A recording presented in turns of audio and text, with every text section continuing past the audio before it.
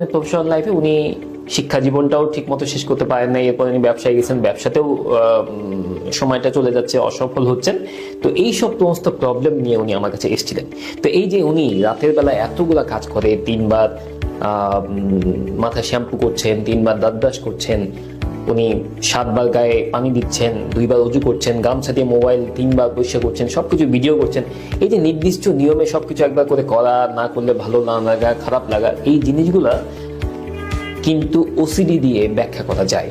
ওনার এই রোগটা আসলে সূচিবাই বা ওসিডি, এরকম নিশ্চয় অনেকেই আছেন আপনাদের মধ্যে। এবং মজার বিষয় হলো এটা কিন্তু খুব চমৎকার ভাবে আপনি নিয়ন্ত্রণে আসতে পারেন চিকিৎসার মাধ্যমে।